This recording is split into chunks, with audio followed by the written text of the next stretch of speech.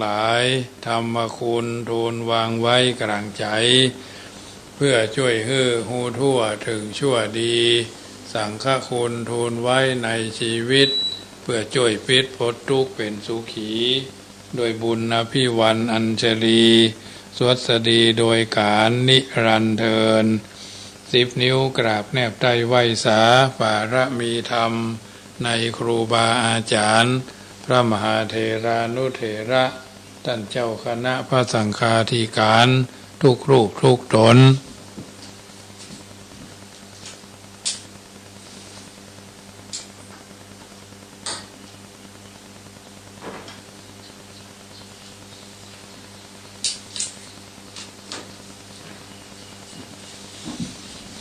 ขอความสุขความสวัสดีในธรรมะแห่งองค์สมเด็จพระสัมมาสัมพุทธเจ้าจงมีแก่บรรดาสาธุชนท่านผู้ฟังทุกท่านที่ได้มีโอกาสเปิดวิทยุรับฟังรายการเสียงธรรมก่อนรับตาทางสถานีวิทยุเพื่อการศึกษาพระพุทธศาสนาและวัฒนธรรม FM ความถี่ 104.50 เมกะเฮิรตซ์วัดฝ่ายหินตำบลสุเทพอำเภอเมืองจังหวัดเชียงใหม่เมตตาในท่านพระครูสมุวิสุวัตรวรกิโจท่านเจ้าอาวาสท่านผู้อำนวยการวิทยุแห่งนั้นถวายเวลาให้ธรรมภาพพระมหาประสิทธมาภินันโทน้อมนำเอารายการนี้มามาเอิญมาเจริญพรมาเป็นปฏิพรกับบรรดาญาติโยมสาธุชนที่อยู่ท่าดาฟังอยู่ทางบ้านวันนี้ขณะนี้ที่วัดจังกำนี่ก็ฝนตกเนาะฝนตกซิๆแรงแต่เจ้ามาลาญาติโยมก็ถือว่าอากาศเย็นเนาะทางอื่นทางไก่เป็นจะได้ทางเชียงใหม่ก็ต้องจะตกอยู่เนาะถือว่าคืนนี้สบายเนาะไม่ต้องเปิดแอร์ไม่ต้องเปิดพัดลมอากาศเย็นสุ่มฉ่ำทำให้สบายฝนตกแล้วก็ใครรับเหมาะเนี่ยมันเป็นใจญาติโยมฉะนั้นวันนี้เป็นวันอังคารที่4เป็นวันที่เราท่านทั้งหลายได้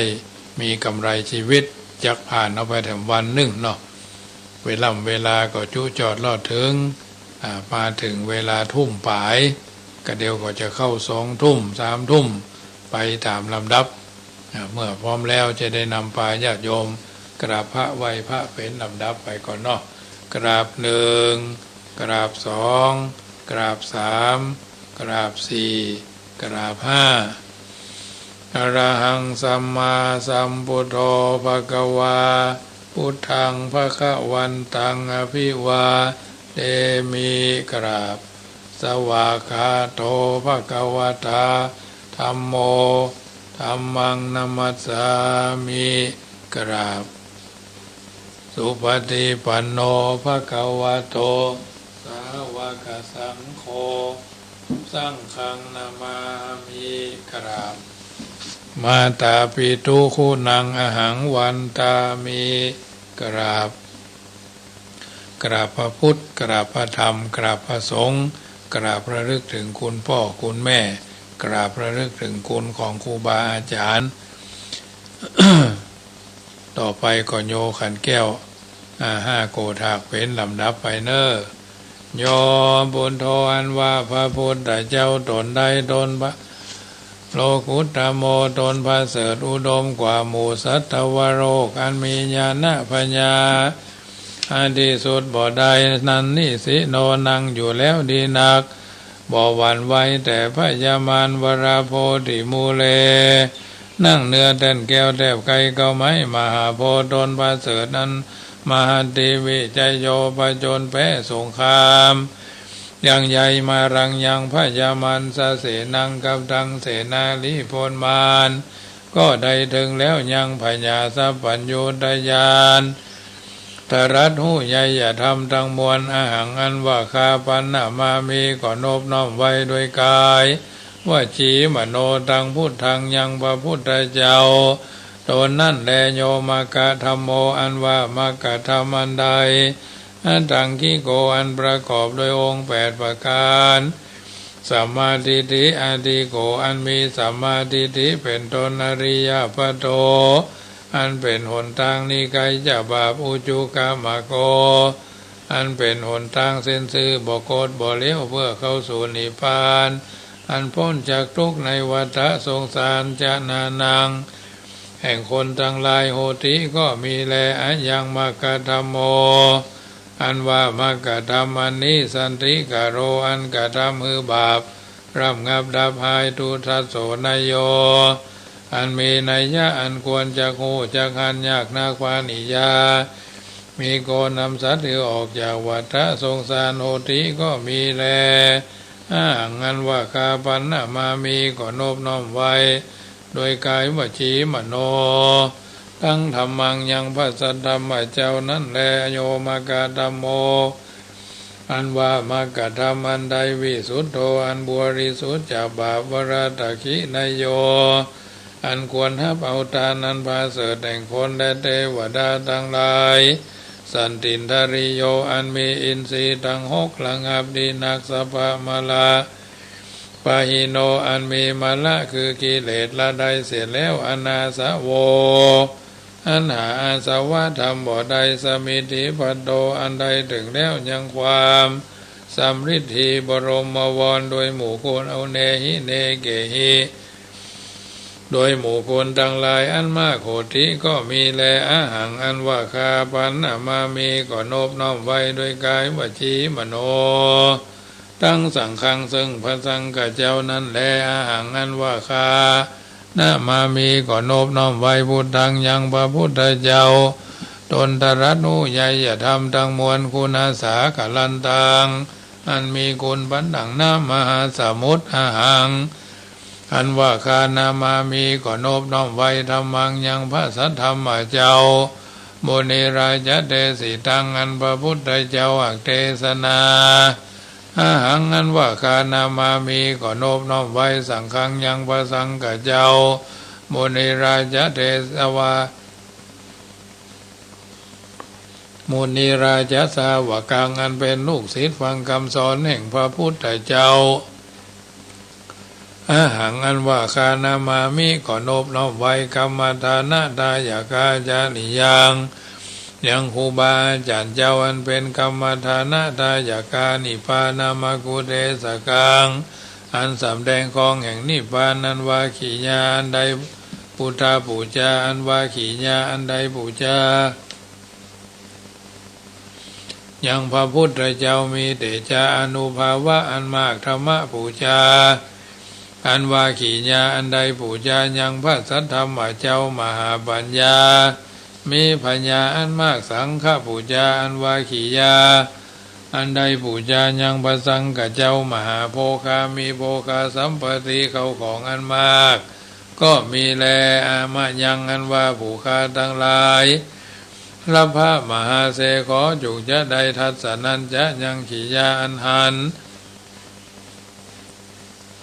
เมตตายะพุทธะสะยังพระพุทธเจ้าเมตตายะอันจักมาเป็นพระพุทธเจ้าปายนาปุถโธอันว่าพระพุทธเจ้าเมตตโยอันตนชื่อเมตตายะเทวปูจิโตอันคนและเทวดาทั้งหลายหากปูจาอุปนานุปัจจโตบอกเกิดมาเตือยาวะดับใดมัยังอันว่าผู้คาทั้งหลายสั่งสารันโตปิแม่นต้วนเตียวไปมาคือตายแล้วเกิดเอากำเนิดหลายตีสั่งสาเรในวัฏสงสารมากามามหาเสขอจงจะได้ถึงคือว่าขออย่าได้เกิดอบายเยในอบายทุกขติคือนรกเป็นเปรตเป็นสัตว์เดรัจฉานยาวะตับใดอิมินาตุปะบุภาราจาการวะขเมนะโดยกรรมอันใดปูจาการวะโดยธูปโดยเทียน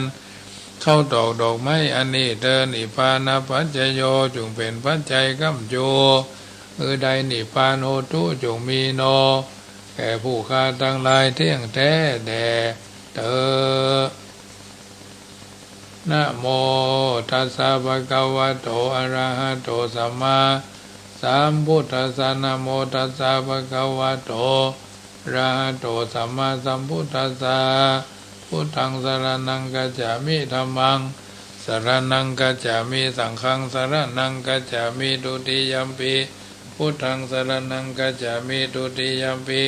ธัมมังสรณังกัจฉามิทุติยัมปิสังฆังสรณังกัจฉามิตติยัมปิพุทธังสรณังกัจฉามิตติยัมปิธัมมังสรณังกัจฉามิตติยัมปิสังฆังสรณังกัจฉามิสรณกะมะนังพุทโธสัพพัญญูทยานโนธัมโมโลกุตโรนะวะสังโฆมะคะภรโตจะอิเจตังรัตนะตยังเอตัสสะอนุภาเวนะสัพพะอันตรายโยวินาสันตุโน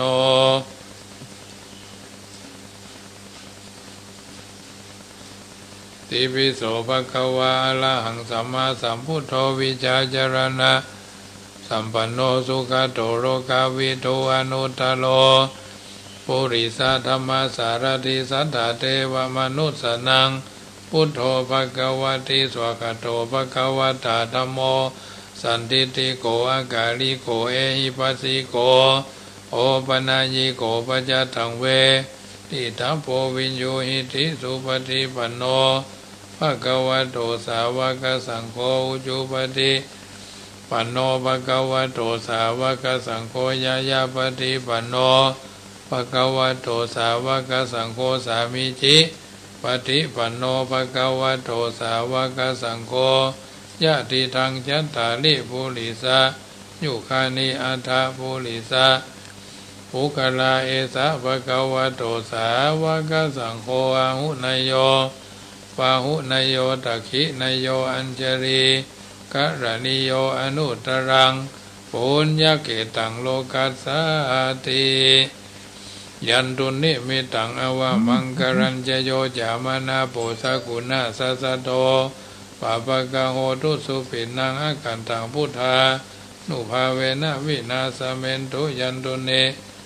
มิตังอวะมังกรัญจโยจามนาโปสกุณาสัสสโตปะปะกะโหตุสุปินังอากันตังธรรมานุภาเวนะวินาสเมนตุยันตุนิมิตังอวะมังกรัญจโยจามนาโปสกุณาสัสสโตปะปะกะโหตุสุปินังอากันตังธรรมานุภาเวนะวินาสเมนตุยันตุนิมิตังอวะมังกรัญจโยจามนาโปสกุณาสัสสโตปะปะกะโหตุสุปินังอากันตังสังฆานุภาเวนะวินาสเมนโตกะรณียมัตตกุสเลนะยันตังสันตังปะทังอภิสเมจัสสโกหูจูจะสุหูจูจะสุวะโจจะสามุตุอนาติมณีสันตุสโกจะสุภโรจะอภากิโจจะสันลาหุกาวุติสันตินทริโยจะนิปโกจะอภาคโปกุเลสุอนานุกิโตนะจะกุตังสมาจเรกินจิเยโนปิญโยปะเลอุปวัตโยสุขิโนวะเขมิโนหนตุสัพเพสัตตาภวันตุสุขิตตาเยเกจิปนาพุทธทิตาสาวะตาวะราวาอนาวาเสสาธิกาวะเยมหันตาวะมัชฌิมารัสกะอนุกาตุราทิตาวะเยจะอันทิฏฐาเยจะทุเรวะสันติอวิทุเรภูตาวาสัมภเวสีวาสัพเพสัตตาภวันตุสุขิตาตานะปะโลปะรังนิคุเพธานาติมันเยตากตาจินังกินจิเยนะปะเลอุปวัตโยสุขิโนวาเอมิโนหนตุสัพเพสัตตาภวันตุสุขิตาตานะปะโลปะรังนิคุเพธานาติมันเยตากตาจินังกินจิปยโรสนาปฏิกาสัญญาณัญญมัญญสาทุกขมัจจยามาตายาฐานิยังพุทธังอายุสาเอกพุทธมนุระเกวัมปิสัพพพุทเตสุมาณาสัมภาวะเยอปานิมานังเมตัญจสัพพโรกัสสมิงมานาสัมภาวะเยอปาริมานังอุทังอโตจติริยัญจาสัมปทังอเวลังอสัมปทังติถัญจลังโหติโนวาตยาโนวาญาวัตสาวิกาธรรมธรรมิโตเอตังสติงอติตายะพระมะเมตังวิหารังอิทังมาอุติตินจา อนุปกรรมสีละวาทัสเนนะสัมปันโนกะเมสุวินัยเขตังนัยจตุกปัสสยังปุณเรติติการณิยเมตตาสุตังวิรูปเกหิเมเมตังเมตังเอราปเตหิเมจัปยาพุเตหิเมเมตังเมตังติปัตเกหิเมจตุปเตหิเมเมตังเมตังปะหุปเตหิเมมามังอปัตโกอินสีมามังอิสิติปัตโกมามังจตุปโตอินสีมามังอิสิปะหุปโตสัพเพสัตตาสัพเพปนาสัพเพพุทธเจเกวราสัพเพพัทธานิปัสสันตุมากิจิปะปะมาคะมาอภามโนพุทโธอภามโนธัมโมอภามโนสังโฆปะมนะวันตานิสีลิงสปานิอัยเวจิกาสตาปฏิอุณนาปิสราภูมุสิกากตาเมลคากัตตาเมปริตาปฏิกามันตุพุทธานิสวังนะโมภะคะวะโตนะโมสัตตานังสัมมาสัมพุทธานังขันธปริตัง ติปิโสภะคะวะตานะปารมีสัมปันโนตนะอุปปารมีสัมปันโนตนะปรมัตถะปารมีสัมปันโนเมตตาไมตรีกรุณามุทิตาอุเบกขาปารมีสัมปันโนติปิโสภะคะวะศีลปารมีสัมปันโนศีลอุปปารมีสัมปันโนศีลปรมัตถปารมีสัมปันโนเมตตาไมตรีกรุณามุทิตาอุเบกขาปารมี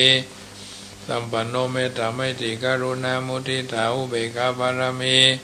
สัมปันโนอิติปิโสภะคะวะ เนกขัมมะปารมีสัมปันโนเนกขัมมะอุปปารมีสัมปันโนเนกขัมมะปรมัตถปารมีสัมปันโนเมตตาไมตรีกรุณามุทิตาอุเบกขา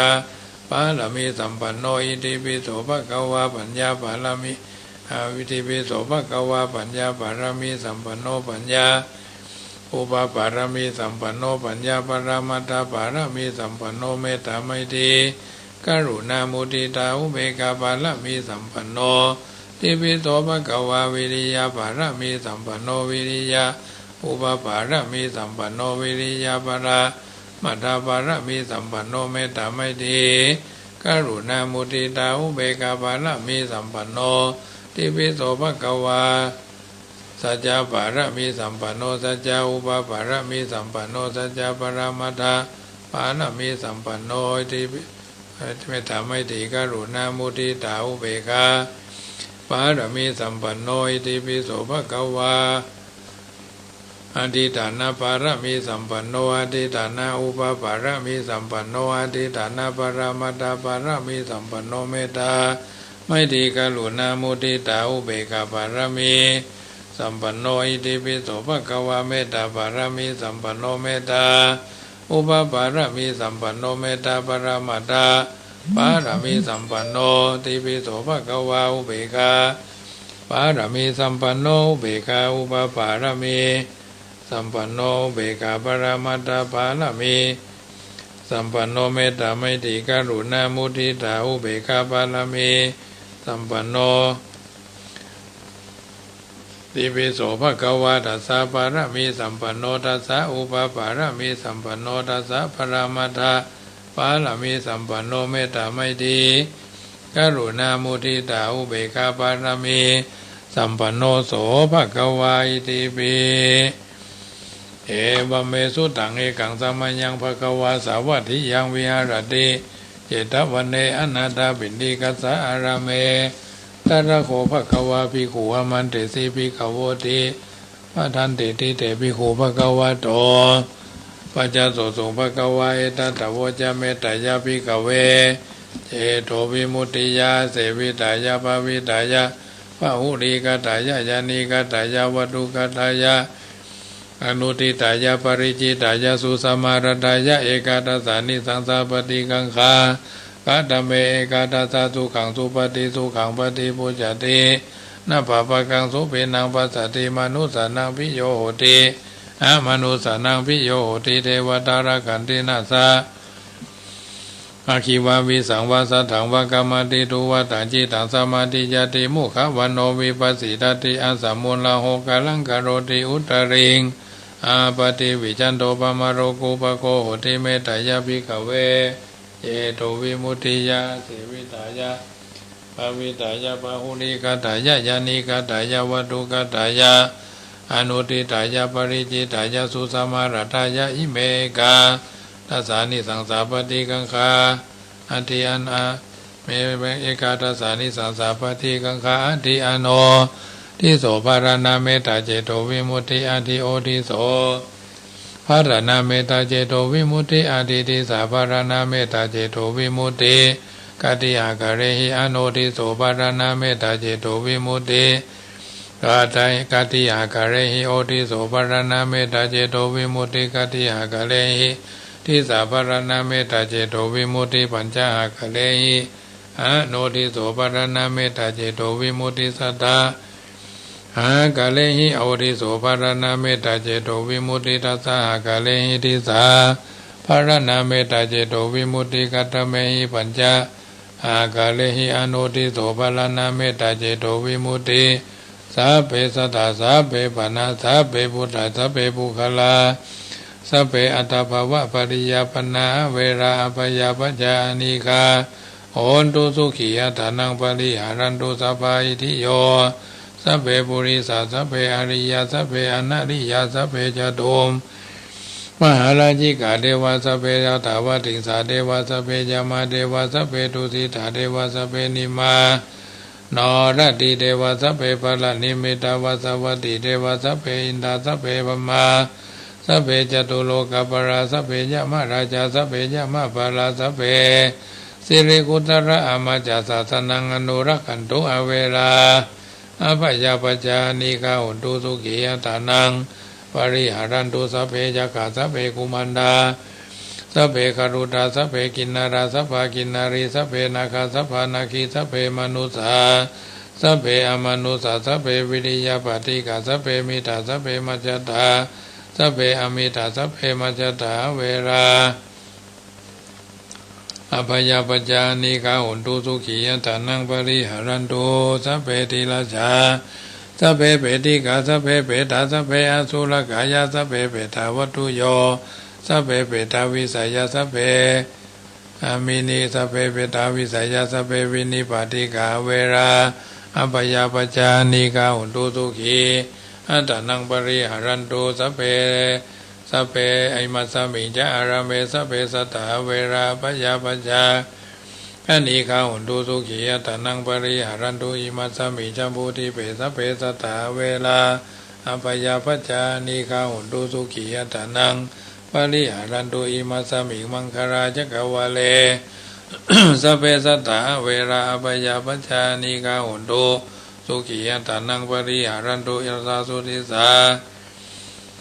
สาสาสุทิสาสัพพะสัพพะสาสุทิสาสุรทิตายาสัพเพสัตตาเวราปยาปัจจาอันนี้ข้าหุนตุสุขียตานังปริหารันตุอิเมหิทัสสะหากะเรหิติสาภารณาเมตตาเจโตวิมุตติสัพเพสังสัตตานังปีระนังวเจตวาปีลานายาอุปากตังวเจตวานุปากเตนะสันตปังวเจตวาอสันตปนะปริยาตานังวเจตวาปริยาตาเนนะวิเหสังวเจตวาวิเหสยสัพเพสัตตาเวริโนหนตุมาเวริโนสุขิโนหนตุมาทุกิโนทุกิตตาหนตุมาทุกิตตาติเมหิอัฏฐากะเรหิสัพเพสัตเตเมตยาสัตเตสัพเพสัตเตเมตายะทิทิเมตตังธัมมังเจตยะทิติเจโตสัพพะปะทาปริยุตาเนหิมุจติติวิมุตติเมตตาจเจโตวิมุตติจติเมตตาเจโตวิมุตติเมตตาภมวิหารภาวนานิทิตาอังสุขิโตโหมิอังอเวโรโหมิอังอปยาปโยโหมิอังอนิโกโหมิอังสุขิยตานังปริหารามิตัสสะสุทิสาสัพเพสัตตาอเวราหุนตุอปยาปจาหุนตุอนิกาหุนตุสุขียตานังปริหารันตุอิมินาปุญญากัมเมนาโดยเตจาบุญที่ข้าพเจ้าได้ตั้งใจสวดที่ยายพุทธมงคลในเย็นวันอังคารนี้ขอกุศลส่วนนี้จงไปค้ำชูอุดหนุนท่านผู้มีพระคุณมีพ่อแม่เป็นต้นท่านทั้งหลายที่ได้รับความทุกข์ มีพ่อแม่พี่ป้าน้าอาลุงปู่ย่าตายายตลอดจนสรรพสัตว์ทั้งหลายและสรรพเปรตทั้งหลายก็ขอให้ท่านได้พ้นจากทุกข์ท่านทั้งหลายที่ได้รับความสุขก็ขอให้สุขยิ่งขึ้นไปด้วยเดชเดชะผลบุญที่ข้าพเจ้าตั้งใจให้ไปนี้จงเป็นตบะเดชะเป็นภรวะปัจจัยเป็นอุปนิสัยนำส่งให้ข้าพเจ้ามีความสุขความเจริญและเกิดปัญญาญาณทั้งชาตินี้และชาติหน้าตลอดปัจจุบันชาติอย่างยิ่งจนถึงความพ้นทุกข์คือพระนิพพานในอนาคตการเบื้องหน้าโน้นเถิดเอาละท่านสาธุชนคนดีทุกคนทุกท่านได้ฟังน้ำฟังธรรมสัจธรรมคำสอนการสวดพุทธมงคลเรียบร้อยคำแรงของวันนี้เป็นคำแรงแห่งวันอังคารเนาะที่เอาท่านทั้งหลายได้ฟังการสวดพุทธคุณธรรมคุณเรียบร้อยแล้วช่วงแรกก็6:05 10 นาทีถึง7 โมงก็ผ่านไปแล้วช่วงที่2เป็นเสียงธรรมก่อนหลับตาหรือเสียงธรรมก่อนหลับตาทุ่ม5 นาทีถึง2 ทุ่มทุกวันเมื่อเจ้าก็6 โมงเจ้าถึง6 โมงเจ้าถึง7 โมงโดยประมาณแต่โดยมากส่วนมากก็จะออกตั้งแต่ตี 5 ครึ่งเนาะตี 5 ครึ่งก็ออกก่อนที่สถานีวิทยุหลายๆที่เพิ่นจะเปิดแต่เฟซออกตั้งแต่ตี 5 ครึ่งเพราะเจ้าหน้าที่เพิ่นยิงสัญญาณจากเชียงใหม่เอาก็เปิดเครื่องรอเรื่องรับเนาะรอรับที่เพิ่นส่งข้อมูลมาเอาก็เปิดโทรศัพท์เปิดนั่นคอมเปิดอย่างรอทับไว้ตรงเนี้ยตั้งแต่ตี 4เขาก็เปิดเครื่องรอละเปิดมาปุ๊บเขาก็ออกปั๊บจะเป็นญาติโยม Facebook ไลฟ์ก็ที่Facebook ไลฟ์สดก็ส่วนแห่งพระเรียนเอกวัดราชนะกดเข้าไปใน YouTube ก็ได้Facebook ไลฟ์สดส่วนแห่งพระเรียนเอกวัดราชส่วนท่านใดจะทำบุญถวายเทียนพรรษาซึ่งก็ปีนี้จะไปตามอำเภองาวจังหวัดลำปางอาทิตย์ที่23สิ้นใกล้ๆจะสิ้นเดือนเนาะไปตามเตียนวันนี้ก็เป็นงานที่จะได้เอาใจใส่ร่วมด้วยกับคณะสงฆ์ในตำบลเนาะไปร่วมงานถวายการต้อนรับจัดนี่ช่วยรับแขกในฐานะที่เป็นประธานหน่วยซึ่งเพิ่นมีงานที่วัดพระพุทธบาทตากผ้างานบำเพ็ญกุศลศพวันนี้เป็นวันรดน้ำสรีระล่างศพในหลวงพ่อพระเดชพระคุณท่านเจ้าคุณพระพุทธบาทพิทักษ์ชวริตจารุธรรมโมอายุ65พรรษา45ได้ถึงแก่มรณภาพไปเมื่อวันอาทิตย์ละวันเพิ่นรดน้ำศพวันนี้ไว้เนาะส่งน้ำศพวันนี้ฝ่ายคฤหัสถ์ก็ภาคบ่ายนี่3 โมงเป็นต้นไปก็มีท่านผู้ว่าเป็นต้นเป็นประธานท่านนายอำเภอท่านหัวหน้าส่วนราชการก็มาร่วมกันที่วัดพระพุทธบาทตากผ้าครูบาอาจารย์ท่านเจ้าก็มากันมากหลายเพิ่นมากันเรื่อยๆเนาะเพิ่นโดยมากเพิ่นก็จะมาก่อน2 โมงค่ำมาแรงมาอาจจะมีภาระการงานในหมู่บ้านในวัดหรืออาจจะมีกิจกรรมอย่างต่อเนื่องแต่ละตนก็มีภาระอย่างน้อยๆก็ความเป็นหัวหน้าครอบครัวเนาะหัวหน้าวัดหัวหน้าที่หั่นที่นี่อันนี้ก็เป็นกิจกรรมที่ทำกันก่อนช่วงแรกเพิ่นก็ส่งน้ำฮือบาอาจารย์ท่านเจ้าที่เป็นพระในตำบลวัดพระบาทและลูกศิษย์ลูกหาพี่น้องเวียงผาเป้าก็มากันจัดหลายลุงนานภูวดลลุงนานหลายลุงนานเพิ่นก็มากันหอมขีนหอมตาลกันเนาะเพราะหลวงพ่อเป็นคนอำเภอเวียงผาเป้าพี่น้องเวียงผาเป้าก็มาได้ละกันวันที่10เพิ่นก็จะมาทำกรรมวันที่10เพิ่นก็จะมางานพิธีศพเนาะสัตตมวาน7 วันอันนี้ก็คืนนี้ก็เป็นคืนเทศคืนแรกสวดอภิธรรมคืนแรกไปจนกระทั่งถึงคืนวันที่9เนาะวันที่10เพิ่นพิธีศพก็ต่อไปจากวันหลังจากวันที่10แล้วก็จะทำบุญทุกวันอาทิตย์เวลาบ่าย 2 โมงเนอะไปจะร่วมทำบุญเป็นเจ้าภาพการเทศการสวดก็แล้วแต่หรือจะเอาอาหารไปเลี้ยงตอนเจ้าก็มีใส่บาตรทุกวันนะใส่บาตร7 โมงเจ้าทุกวันไปจนกระทั่งถึงเจ้าวันที่10แล้วก็ปกติเพิ่นก็จะมี ใส่บาตรในวัดเพิ่นอยู่แล้วเนาะที่เก่าห้อยเดิมวัดพระพุทธบาทตากผ้าก็ดีวัดมหาวนารามน้ำบ่อหลวงก็ดีเพิ่นก็จะทำกันอย่างเงี้ยนะใส่บาตรก่อนฉันเจ้ากันพระเจ้าพระสงฆ์ก็ฮับบาตรแล้วก็เข้ามานั่งในอาสงฆ์ที่นั่งไปที่นั่งมาอันนี้ก็ธรรมเนียมประเพณีแต่ละวัดญาติโยมสาธุชนท่านผู้ฟังทั้งหลายก็มีโอกาสก็ร่วมด้วยช่วยกันเนอะไม้ก้นเต่งบ้านครูบาอาจารย์ท่านเจ้ามรณภาพก็เหมือนพ่อเนาะพ่อวัดเจ้าอาวาสก็เหมือนพ่อบ้านพ่อวัดหัวหน้าครอบครัวเนาะหัวหน้าครอบครัวล้มหายตายจากมรณภาพไปก็ลูกวัดหรือลูกบ้านคนในครอบครัวก็มีความเป็นห้องว่ามีความคืดถึงเติงหาอาทรซึ่งกันและกันเนาะเพราะฉะนั้นแสงเป็นห้องว่าแสงลิบลีแสงตะวันร้อนตกมาค่ำยามแรงอาทิตย์ก็ยังขึ้นทิศตะวันออกพัดเกี่ยวรอบไปหูทิศวันตกทุกวันปีเดือนวันก็ผ่านไปอย่างนี้แหละเพราะฉะนั้นสิ่งใดสิ่งหนึ่งที่คนอยู่เบื้องหลังจะทำเพื่อได้ก็นอกจากทำบุญอุทิศไปหาพ่อสวรรค์เมืองฟ้าเนาะบ่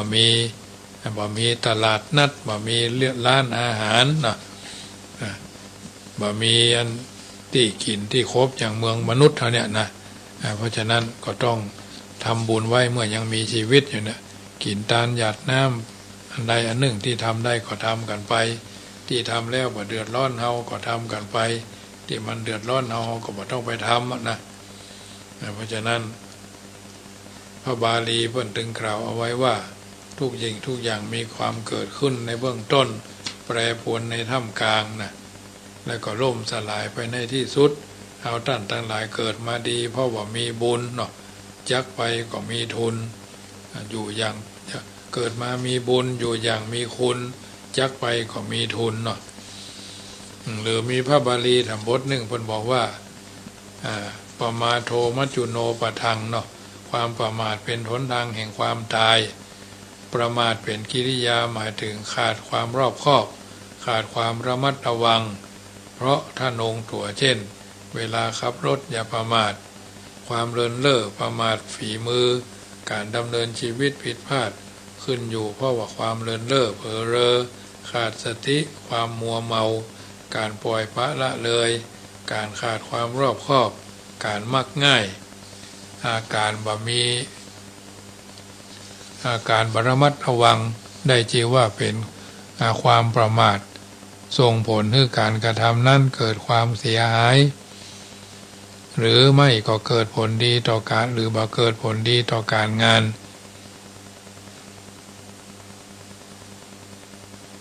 ซึ่งก็ถือว่าสิ่งต่างๆเหล่านี้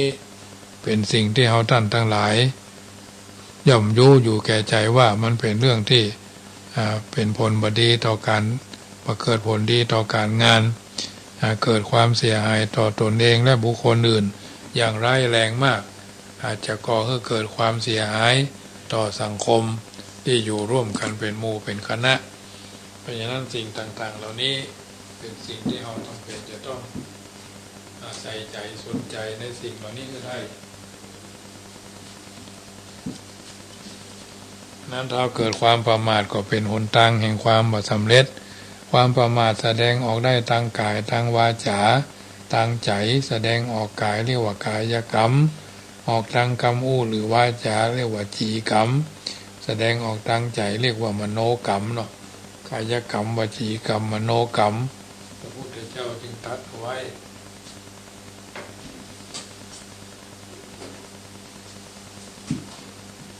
เป็นปัจฉิมโอวาทก่อนจะเสด็จดับขันธปณิธานว่าภิกษุทั้งหลายบัดนี้เฮาขอเตือนหมู่ท่านทั้งหลายรู้ว่าสิ่งทั้งหลายที่เกิดขึ้นในโลกนี้มีความเสื่อมเป็นธรรมดาเนาะมีความเสื่อมเป็นธรรมดาเสื่อมสลายเป็นธรรมดาท่านทั้งหลายจงทำหน้าที่อันเป็นประโยชน์แก่ตนและคนอื่นสำเร็จบริบูรณ์ด้วยความบ่ประมาทเตอะนะความบ่ประมาทเป็นหนทางที่นำไปสู่ความเจริญเฮาสามารถพาตัวเฮาไปสู่ความเจริญด้วยความบ่ประมาทโดยการปฏิบัติก็คือ ประมาทในกายละกายทุจริตประพฤติสุจริตประมาทในวาจาทุจริตนะประพฤติวจีสุจริตประมาทในใจมโนทุจริตประพฤติมโนสุจริตประมาทในการละในการละหันความผิดละหันความผิดมีสัมมาทิฏฐิทำความหันให้ถูกต้องผู้ประพฤติตนด้วยความประมาทจะพาไปสู่ความสำเร็จนำความเจริญมาสู่เฉพาะผู้ประมาทย่อมมีสติสัมปชัญญะจึงระลึกได้ว่ากำลังทำอย่างอยู่มีความรู้สึกตัวอยู่เสมอเป็นไผเนี่ยยังอยู่หูคิงก่อกึดพอฮือดีนะหูคิงก่อปึดพอฮือดีเนี่ยเป็นต้นดังนั้นความประมาทเกิดขึ้นได้กับทุกคนแต่ความประมาทก็เป็นเรื่องที่สามารถป้องกันได้ป้องกันด้วยโดยปฏิบัติตามหลักความถูกต้องก็คือบ่ควรทำผิดกฎหมายผิดระเบียบมีตัวอย่างเรื่องจริงเกี่ยวกับการทำผิดกฎระเบียบจนส่งผลให้เกิดอันตรายถึงแก่ชีวิตคือมีนักทัศนาจรไปแอวสวนสัตว์เปิดซึ่งสัตว์ไม่ได้อยู่ในกรงแต่คนแอวอยู่บนรถที่มีกรงผู้ชายคนหนึ่งทำผิดระเบียบคือลงจากรถไปถ่ายรูปกับสิงโตซึ่งอยู่ไกลออกไปโดยบ่คิดว่าสิงโตจะวิ่งเข้ามาก็คงวิ่งหนีขึ้นรถตันนี่หรอกแต่ในพริบตาเดียวมีสิงโตแห่งตัวหนึ่งซึ่งอยู่แถวนั้นแต่เขาบัดตันหันเข้ามาจู่โจมเขาจนทำให้เขาถูกสิงโตกาบเอาไปเสียชีวิตโดยบ่มีใครช่วยได้ซึ่งแสดงให้หันโทษของความประมาทความประมาทเพราะการที่เขากำหนดมีการเฝ้ายามนั่นก็แปลว่าอันตรายหรือเหตุร้ายเกิดขึ้นในทุกเวลาบ่ควรลืมตัวว่าเช่นยังเป็นละอ่อนเพิ่งตัวเองก็บ่ได้ก็ต้องรู้ตัวเองอยู่เสมอเป็นนักเรียนอยู่ก็ต้องสำนึกว่าเป็นนักเรียนไม่ใช่นักแอวนักท่องเที่ยวนักรักหรือนักดื่มหากว่าลืมตัวเองเป็นอันยังก็แปลว่าประมาทแล้วเพราะจะทำให้กลายเป็นคนเกเรนะมาตั้งใจห้ามเรียนหนังสือหรืออาจถึงกับทำให้ชีวิตถึงความหายนะร่มจมพินาศสันตโลเนาะนะบ่ควรอวดเก่งอวดเบ่งอวดปองสยองเก้าเนาะคนประมาทมักจะเมินค่ามักจะประเมินค่าหรือประเมินความสามารถของตัวเองสูงกว่าความเป็นจริงเช่นมีสะพานลอยให้คนเดินข้ามถนนแต่บ่ใจเพราะว่าคิดว่าวิ่งตัดหน้ารถยนต์ดีกว่าโวยดีกว่าจะหู้ตัวบัดตันก็ควายเห็นแล้วนะหรือคิดว่าตัวเองเองเก่งลองดื่มเหล้าคิดว่าจะยุดเมื่อใดก็ได้ดื่มไปก็ลืมเหี้ยลืมนะหรือว่าคิดว่าเล่นการพนันเสียการพนันแค่นั้นก็พอแล้วแค่ถึงเวลาก็ยุดมันได้ดังเนี้ยควรป้องกันด้วยความด้วยการบ่เริ่มลงเดี๋ยวบ่เริ่มลองดีกว่าลองแล้วมันจะติดคนห้องมันจะย่ามไอ้เนาะภาษาภาพมันจะย่ามเพราะฉะนั้นความประมาทเป็นหนทางแห่งความตายความบ่ประมาทเป็นหนทางแห่งความบ่ตายซึ่งเป็นสิ่งที่จำเป็นจะต้องใส่ใจทุกสิ่งทุกอย่างก็อยู่ที่เฮาฝึกเนาะฝึกจิตฝึกใจทันจิตตังสุขาวาหาเนาะการน้อมฝึกจิตฝึกใจเป็นสิ่งที่เฮาจำเป็นจะต้องสนใจใส่ใจในสิ่งต่างๆเหล่านี้ผู้มีปัญญาพึงรักษาจิตที่หันได้ยากละเอียดยิ่งนักมักตกไปในอารมณ์ที่น่าใคร่เพราะว่าจิตที่คุ้มครองแล้วนำสุขมาคุตกนิกายธรรมบทความสุขของมนุษย์เริ่มจากจิตใจที่ดีงามใสบริสุทธิ์นะใสบริสุทธิ์ที่เราท่านทั้งหลายหันและก็เข้าใจกันดีในสิ่งต่างๆเหล่านี้ ว่าเป็นจะใดจะหนึ่งเอาย่อมเข้าใจในสิ่งที่ทำเมื่อเอาท่านทั้งหลายความสุขของมนุษย์เริ่มจากจิตใจที่ดีงามใสบริสุทธิ์ถ้าจิตมีมลทินกิเลสอาสวะก็ห่อหุ้มนักย่อมมีสุขน้อยถ้ามีกิเลสเข้ามาปะปนเคล้าคลุกกันด้วยครับย่อมมีสุขนักความวัดความสุขกันที่ความบริสุทธิ์ของใจแต่หากมีใจขุ่นมัวจิตคุกกลุ่นด้วยไฟราคะความโลภโทสะความโกรธโมหะความหลงก็บ่ชื่อว่าเป็นผู้มีความสุขอย่างแท้จริงจิตหมายถึงสิ่งที่ห้องกันว่าอยู่นอกเหนือความคิดจิตหมายถึงสิ่งที่ห้องว่าอยู่นอกเหนือความคิดเหตุผลตรรกะจิตสามารถเป็นสะพานเชื่อมระหว่างความคิดกับปัญญาญาณพระพุทธศาสนาจำกัดคำว่าจิตไปในทางธาตุรู้หรือธาตุคิดที่มีกระบวนการเปลี่ยนแปลงไปตามองค์ประกอบหรือคุณภาพต่างๆที่บนห้องกันว่าเจตสิกจิตเจตสิกรูปนิพพานน่ะกระบวนการเนี้ยเกิดดับไปตามแต่ที่จิตจะเหนี่ยวรั้งสิ่งใดขึ้นมาจับไว้จิตจึงเป็นความคิดที่เกิดดับในพระอภิธรรมกล่าวว่ามี89หรือ121คุณลักษณะมีลักษณะเปลี่ยนไปเปลี่ยนมาตามการปรุงแต่งของเจตสิกส่วนใหญ่ใจคู่กับคำว่าใจแต่คำว่าใจเมื่อประสบกับคำอื่นมักจะบ่งถึงความสภาพความรู้สึกอย่างใดอย่างหนึ่งมากกว่าจะเป็นกระบวนการแห่งความคิดที่เกิดดับตัวอย่างเช่นเสียใจบ่งบอกถึงความเศร้าโศกดีใจบ่งบอกถึงความยินดียินด้วยความดียินดีเนาะในที่นี้คำว่าใจจึงบอกถึงสภาพของสิ่งหนึ่งที่เป็นศูนย์กลางของความรู้สึกมากกว่าจะเป็นกระบวนการของความคิดเหมือนอย่าง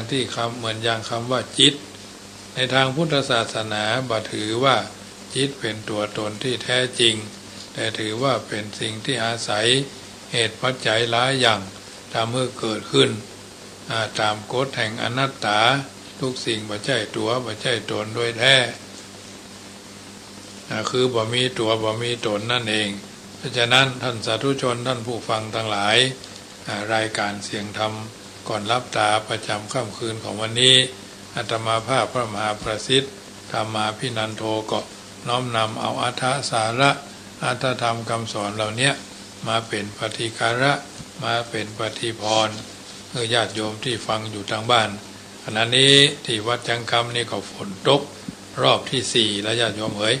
ฝนตกรอบที่4เนาะก็ถือว่าสบายค่ำคืนนี้เย็นนะอากาศเย็นก็ทำให้รับสบายเนาะรับสบายทุกสิ่งทุกอย่างก็เป็นไปตามสภาวะการของมันฝนตกแดดออกเป็นเรื่องของธรรมชาติฟ้าฝนเกิดขึ้นมาก็ทำให้เราสุขสบายกันทั่วหน้าบางสิ่งบางอย่างที่เราได้หู้ได้หันได้สัมผัสแล้วก็ทำให้เราเกิดเป็นสิ่งอันเป็นอันมงคลแก่ทั่วหน้าฉะนั้น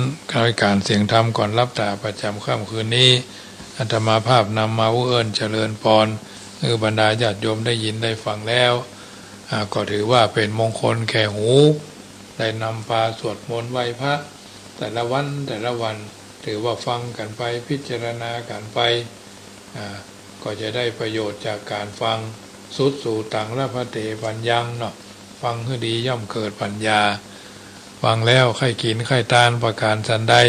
ทุกวัดทุกวาทุกสำนักสงฆ์ที่พักสงฆ์มีกิจกรรมก่อนจะเข้าพรรษา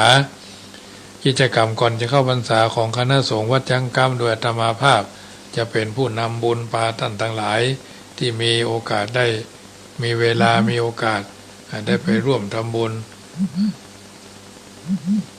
งานทำบุญถวายเทียนพรรษาที่วัดในเขตอำเภองาวจำนวน3วัดเป็นจุดที่1เขตอำเภองาวและอำเภอเมืองพะเยาเขตติดต่อกันเป็นจุดที่2และก็ จุดที่สามก็คือจุดแห่งการถวายในบ้านแม่ต่ำอำเภอเมืองพะเยาอันนี้ก็จะได้มีโอกาสได้ไปถวายเทียนพรรษาในระหว่างวันที่23วันเดียวไปกลับในวันเดียวเนาะเพราะฉะนั้นมีโอกาสก็ร่วมบุญกันได้งานไปทำบุญถวายเทียนพรรษาก็จะมีเทียนพรรษานี่มีเจ้าภาพครบแล้วเนาะเทียนพรรษามีเจ้าภาพครบแล้ว10เล่มหลอดไฟฟ้ายังทำ50กว่าชุดละ200 บาทชุดหลอดไฟฟ้ายังทำ50กว่าชุดละ200 บาทแล้วก็ชุดน้ำมันเติมตะเกียงผ้าอาบน้ำฝน2อย่างเป็นชุดเดียวก็ชุดละ100 บาทหรือ99 บาทก็ยังทำ58ชุดเนาะผ้าอาบน้ำฝนกับน้ำมันเติมตะเกียงนี่ก็ยัง58ชุดละ100 บาทยาสามัญประจำวัดยาสมัยใหม่เนี่ยจัดเป็นชุดละ99 บาทถวายวัดละ9ชุดหมกหน้าฮักหน้าจังเนี่ยจะโยมอันนี้จะไปถวายน้ำดื่มก็ต้องการ200แพ็คประเดี๋ยวนี้เหลือประมาณ150กว่าแพ็คเนาะ150กว่าโหลแพ็คหนึ่งมีโหลหนึ่งเนาะก็ถือว่าโหลละ100 บาทไปจะกินจะต้านจะทำบุญถวายน้ำก็แจ้งความประสงค์ได้ที่เบอร์โทรศัพท์อาตมาภาพอันเป็นเบอร์พร้อมเพย์เนาะเบอร์พร้อมเพย์ที่0615476539 อันนี้เป็นส่วนหนึ่งแล้วก็หรือจะทำบุญทางธนาคารเนาะเบอร์ธนาคารก็ธนาคารกรุงไทยสาขาโลตัสป่าซางเนาะสาขาโลตัสป่าซาง7980021894อนุญาตทับโทรศัพท์ก่อนเนาะเจริญพรเจริญพรว่าจะได้แม่โอนไปแล้วเนอะเจ้าแม่บุญรอดนะเจ้าโอนมาแต่เจ้าแล้วกันโอนมาไม่แต่ตีเนื้อใบมงปลายแม่บุญรอดเนาะคนมันโต๊ะเลยจังไงเดือนนี้รอบที่4แล้วนี่ซี่นี่แหละเจ้าสาธุแม่เนออนุโมทนาแม่บุญรอด5327เนาะรวมทำบุญหลายๆอย่างเนาะผ้าอาบน้ำฝนน้ำมันเติมตะเกียงหรืออื่นๆเนาะสามารถร่วมทำบุญกันได้เท่าที่เรามีความพร้อมทำบุญหยาดน้ำขินตาลหลวงหลายจักได้สบายเกิดสุขไปหน้าเปิ่นกินเฮาก็กินเปิ่นตานเฮาก็ตานบ่ใช่ว่าโอ้เฮาบ่กินเฮาบ่ตานเฮาจะได้ของติ๊บของเทพนี่มันบ่ได้ญาติโยมยากนะแกเนาะเฮาจะไปรอลูกหลานทำบุญหานี่โอ้บางคนนี่เพิ่นได้600เพิ่นก็แบ่งสรรปันส่วนว่าเอาทำบุญเหี่ย100ก็ได้เอาทำบุญเหี่ย50 บาทก็ได้เพราะมันเป็นเงินส่วนเงินแผ่นดินเนาะงบประมาณแผ่นดินที่เพิ่นเจียดมาให้เฮาเนี่ย60ก็600 70ก็700 80ก็800 90ก็1,000เนี่ยแต่อาตมาภาพขอนี่บ่ได้เพราะเป็นได้นิตยพัฒน์เงินตอบบุญในตำแหน่งเจ้าอาวาสเนี่ยเงินเดือน 1,800 บาทก็ถือว่าเป็นเงินขวัญถุงเนาะพระเจ้าประสงค์ที่มีตำแหน่งตามลำดับชั้นก็จะได้เนาะเป็นพระครูสัญญาบัตรท่านนั้นชั้นนี้เพิ่นก็จะมีทางนี้ท่านนั้นก็ถือว่ามีโอกาสก็ร่วมด้วยช่วยกันเนอะวันนี้มีโอกาสก็ร่วมบุญกันได้หลอดไฟฟ้า50กว่าชุดละ200 บาทหรือผ้าอาบน้ำฝนน้ำมันเติมตะเกียงก็ชุดละ100 บาทผ้ายารักษาโรคหรือยาสามัญประจำวัดก็ชุดละ99 บาทน้ำดื่มก็แพ็คละ30 บาทหรือโหลละ13โหลละ30 บาทต้องการแฮมประมาณ200โหลก็ถือว่าได้ประมาณ20-30ละนะพ่อเนี่ยจะได้เอาไปถวายโดยเอามาถวายวัดละ3 แพ็คเนาะ39-27เนาะที่จะได้เอาไปกินไปทานฉะนั้นถ้าเรามีโอกาสได้ร่วมด้วยช่วยกันก็ถือว่าเป็นส่วนหนึ่งมีส่วนบุญบางท่านก็บ่ได้ไปเนาะบางท่านก็อาจจะไปในตำบลบางท่านก็แข้งขาบดีเนาะไปหั่นก็บ่ดีไปหั่นก็บ่สะดวกรอลูกรอหลานนี่ก็นักแก่นะญาติโยมพ่อบ่เดี๋ยวนี้ การงานบางสิ่งบางอย่างมันก็อำนวยให้เขากว่าจะมีโอกาสได้ไปเป็นหนุ่มเป็นสาวบ่มีสตังค์มีแหงไปบ่ได้อายุนักขึ้นมาการงานรัดตัวก็ไปบ่ได้มีเงินแต่มีเวลาพออายุนักขึ้นบ่มีเวลามีเงินร่างกายบ่ฮื้อทำละมันบ่ใช่สมดุลกันนะญาติโยมฉะนั้นค่ำคืนวันนี้อาตมาภาพขอนำรายการจากท่านไปก่อนรัตนัตยานุภาเวนะรัตนัตยเตชะสาพุทโธบังซ้ายธัมโมบังขวาสังโฆบังกายาอะระหังบังเกสาอะระหังพุทโธนะโมพุทธายะอายุวันโนสุขังปะลังขอเจริญพร